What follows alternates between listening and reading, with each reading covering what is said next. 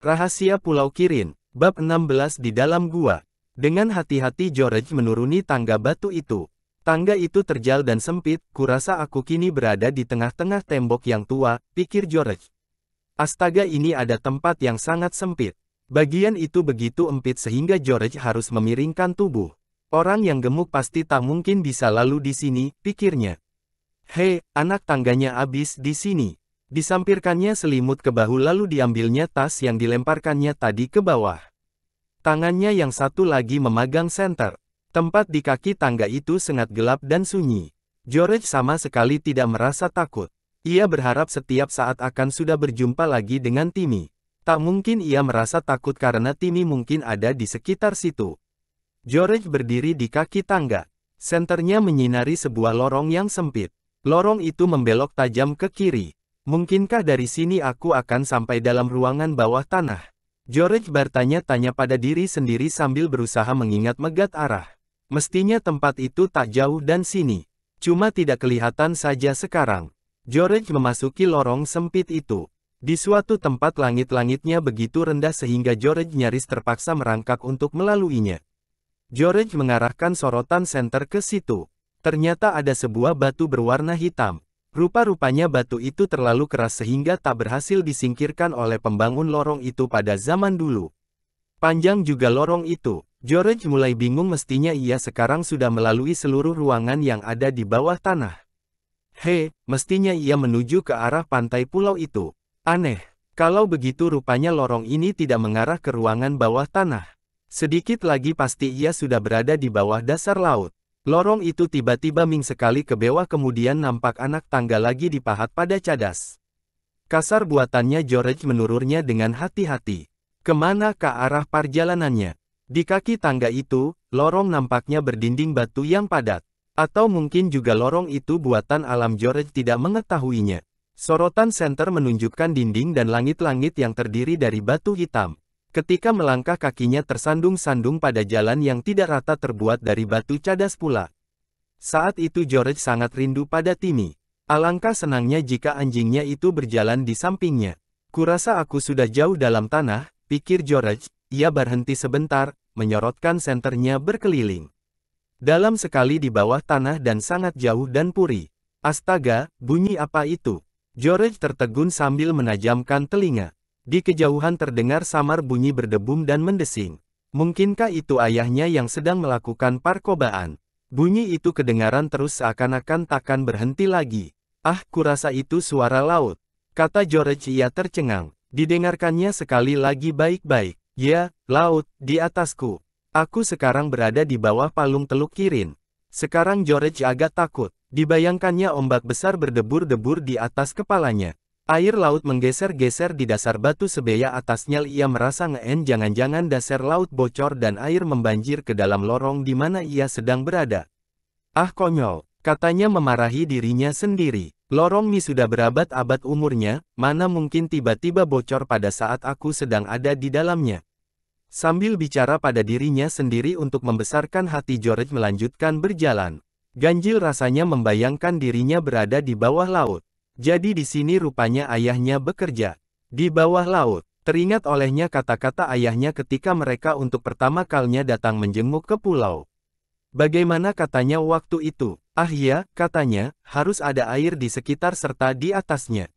Sekarang barulah aku mengerti maksudnya, kata George pada dirinya sendiri. Tempatnya bekerja ada di sekitar sini, supaya ada laut di atasnya. Kecuali itu juga di menara agar dikelilingi laut, bukankah menara itu dibuat di atas sebuah pulau?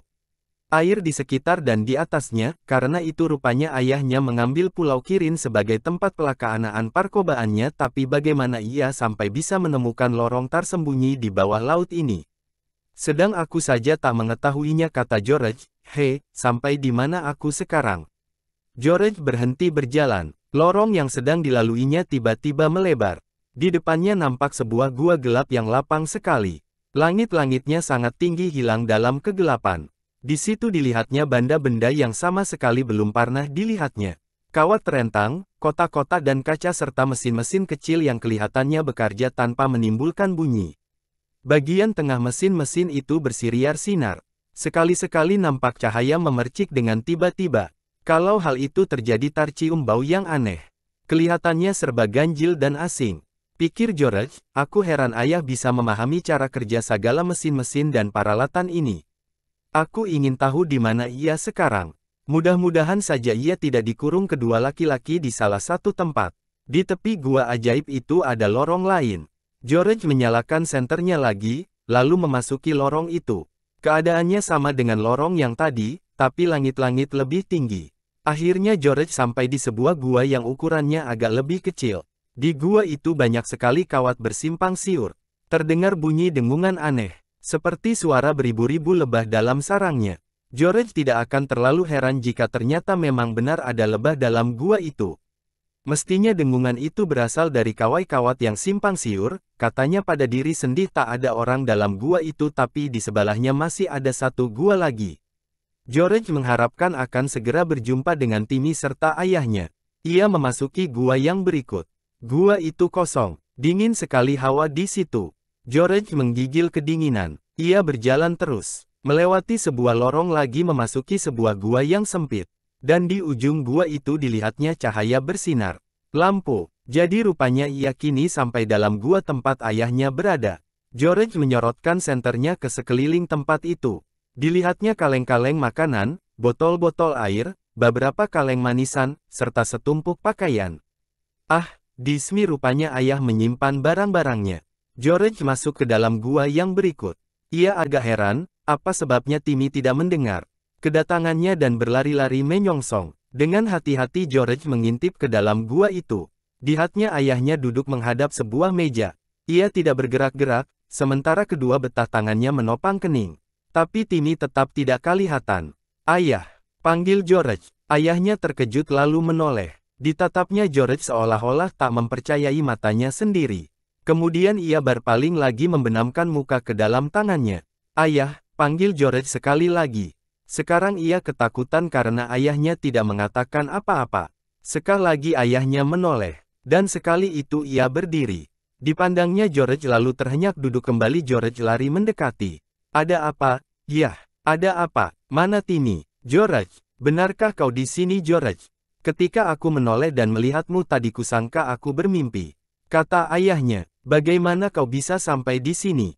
Astaga, mustahil kau bisa sampai di sini. Ayah tidak apa-apa, yah. Apakah yang terjadi, dan kemana Timmy? Tanya George bertubi-tubi, ia memandang berkeliling, tapi anjay mege kesayangannya itu tetap tidak kelihatan batang hidungnya. Tiba-tiba George tercengkam rasa ngeri. Jangan-jangan Timmy ditimpa bencana. Kau tadi melihat dua orang laki-laki.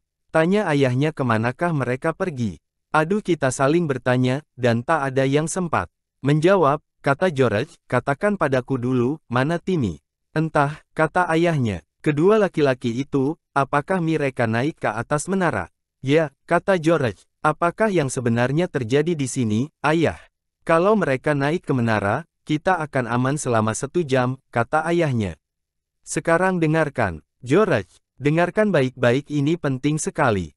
Aku mendengarkan, kata George, tapi cepatlah, lalu katakan apa sebetulnya yang terjadi dengan Timmy. Kedua laki-laki itu terjun dengan payung kemari dengan maksud menyelidiki rahasiaku, kata ayahnya. Sekarang ku ceritakan tujuan percobaanku, yaitu menggantikan batu bara dan minyak sebagai pembangkit energi. Kalau percobaanku berhasil baik, orang-orang tak perlu lagi menggali tanah. Kita tak memerlukan tambang-tambang batu bara dan minyak. Astaga, kata George, akan menggembirakan sekali penemuan itu. Memang, jawab ayahnya, dan jika sudah selesai hasil percobaanku hendak kusumbangkan demi kepentingan seluruh dunia, dan tak boleh sampai dikuasai satu negara saja atau sekelompok manusia.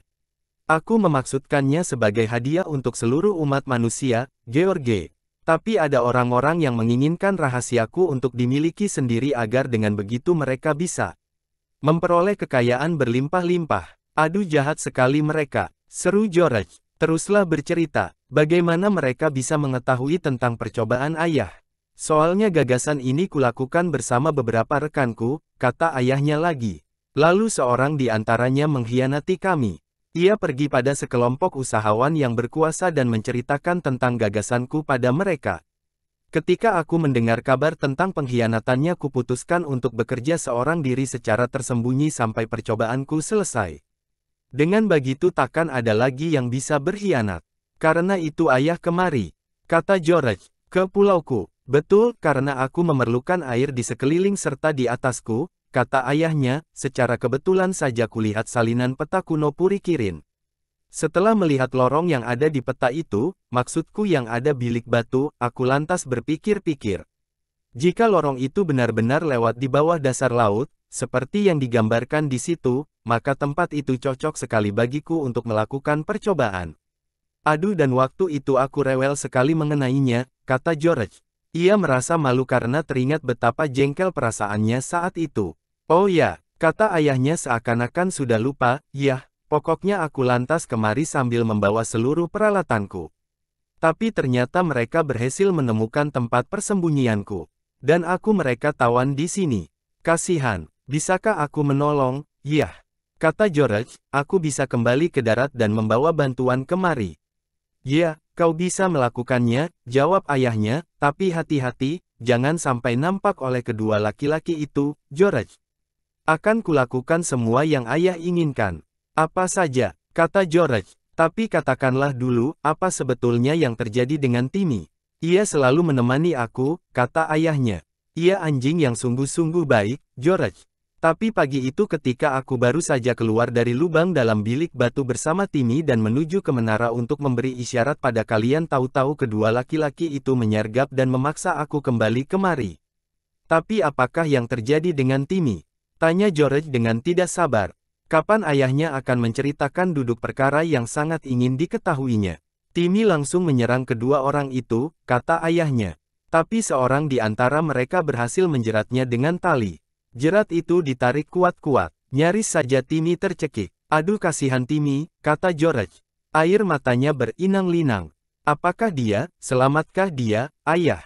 Ya, dan pembicaraan kedua laki-laki itu kemudian aku tahu bahwa mereka mengurungnya dalam sebuah gua, kata ayahnya. Pokoknya tadi kulihat seorang dari mereka mengambil makanan anjing dari sebuah tas. Jadi kita bisa menarik kesimpulan bahwa Timmy masih hidup dan selamat. George merasa lega. Pokoknya yang penting baginya Timmy hidup dan selamat. Ia melangkah ke sebuah lubang yang menurut perasaannya pasti menuju ke sebuah gua lagi. Aku akan mencari Timmy, ayah. Katanya, dia harus kutemukan dulu.